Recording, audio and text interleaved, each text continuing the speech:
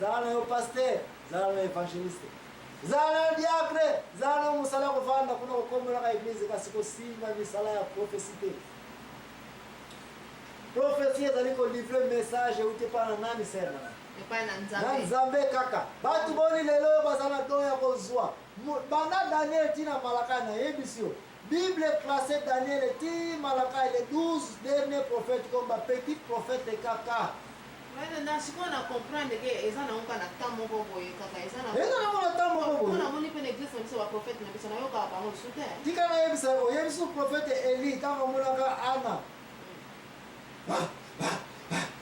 Azako samba na 5h du matin alobaki na yini yo mwasi oyo mabone lesi esilaki na ngote yo ozaka na se ya milangwa. Ana azalaki na se ya bien. Ana repondaki nini o mosali ya Nzambe oyebi mpasi na ngai te naza kosola na Nzambe na ngai. Prophète Eli mbango asengaki pardon alotika Nzambe moto ayebi motema na moto ayebi nini ozali kosenga ase revele pe apesa yo ozali kosenga. Ndamona Ana azwaki nani? Samuel. Même mokonzi yo Samuel nani nani Eli, prophète Eli, il est comme bikudi te. Aresraki. Zéro échec. Abikoleki na ma rare. C'est la tikana se ba bikudi belé même les grands prophètes na Bible basala erreur bazalaki ya trop. Ça veut dire en face. Mais les comme il y a place par les prophètes. Que bobo ngai na dikula ka ngai na sala ka boye na boye na yebi na tena mkola lelo ba prophète boni ba kokota na lola.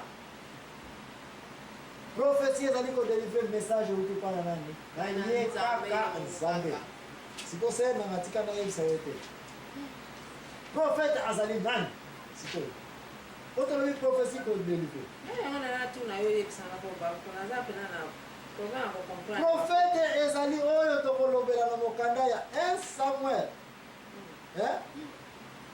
Na kopesa no verset biblique wana. Place Nzambe azali koloba ete prophète ngai na kopesa yo molimo na ngai. Na tango yo azali ko prophétiser. Likambo nyonso koloba. Namda lobya mo. Nzambe. Ngai Nzambe. Likambo nyonso kosala. Namda sali yango. Ngai Nzambe. Un prophète c'est un représentant de Dieu na minute oyo azali kokota na spirit na esprit ya ko prophétiser. Donc soko moni mutu alobeta za prophète et que na minute aza ko prophétiser.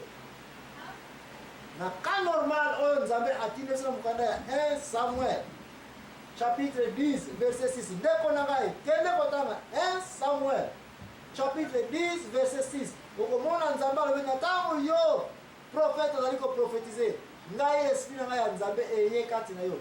Makambo nyonso koloba ngai Nzambe. Makambo nyonso kosala ngai Nzambe. Ne place on a ko tirer conclusion ko définir un prophète akoki ko punir. Un prophète akoki ko bénir. Ce qui va Nzambe azosalela. To yokin to yokan Nzambe mo ka pesa définir ngai te. Nzambe a pesa définition un prophète c'est qui encore une fois selon Nzambe. Nzambe kati na mutu c'est un prophète. Parce que na mokanda 1 Samuel 10 6 définition prophète ezali ete tango ozali ko prophétiser ngai Nzambe na sali nini na koti kati na yo. Yango oza komona ete prophète Élisée na mai ya Jourdain bana Israël bazalaki na captivité bazali okanga na bamikola bakalde ki ba Babylone to kolobela bango badefa ki machete bage okata na zamba banzete machete abate kweti na nini tina mai tubu machete abate defa ki yango defa na banani na ba enemi na biso lisusu donc osala nini to bebi na biso to za jamais esclave awa siko to bunzi nini machete abato saya ona mtu na era wa machete na biloko ya ntalo pour bende la technologie de l'autre côté ko kende au moins bende parti non na tawa kala bana izelu bazako bino banga ba BP za la ka même BP siko yo bungisi pe ya batu mbeli ya batu de place na prophète Nzambe Élisée le kwa za ya kotonda na molimo santu Nzamba za na ye alipokwesi na jambo wapi awa ne ateka kakano na ye ya nzete ya kati nzete mbeso teboye nzete komi ema machete na edmi na mai parce que nguya ya nzambe eza na ye nzambe autorisé te yo mosali ya nzambe mutebengani kombo ya profete makambo nyonso koloba ngai nalobi yango yango wana baprofete baza na temps ya kokommunike tuna na nzambe te oyo nyonso profete akoki kosala eza na nguya yango wana baza bata dangere koza na pemi na profete bato lingi oyo aza na pemi na profete mais vrai profete ya nzambe semanga kima kozala na pemi na ye te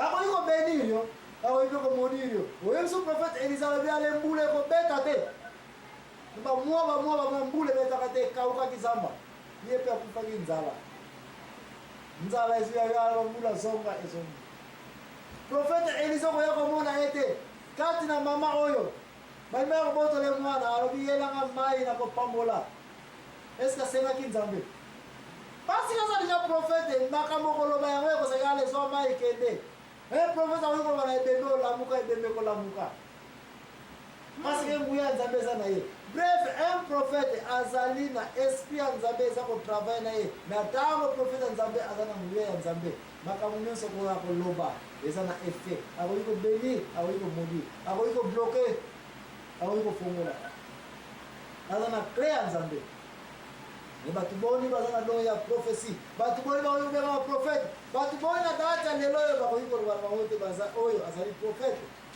kivuta ngolo n'est-ce pas yake nene kibeni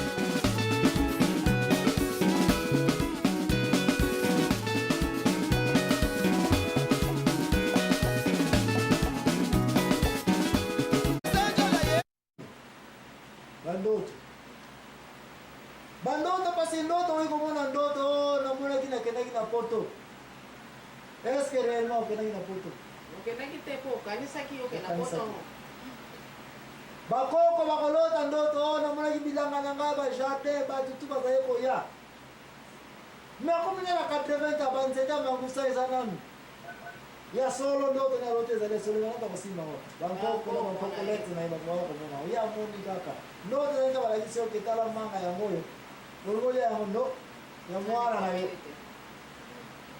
bavision mpe eza bongo keso toza nango mama alieske so omona ete mutu na vi aza koba nalotaki makambo nalamuki mpe makambo yango esalemi donc tozali kozonga mama aliprépare réponse wana merci ndeko nanga kokende mosika te keso mpe oza na yango eske esalemaki mutu aloti ndoto et puis alamuki na tongo ou bien quelques jours ou bien quelques années makambo yango mpe esalemi eske mutu ofutobenga ye prophète sikoyo na l'impresario Joaquim ezambo na kati na émission oyo ya la vérité toza kozonga lisusu tokenda kotala masikulu bandeko na biso oyo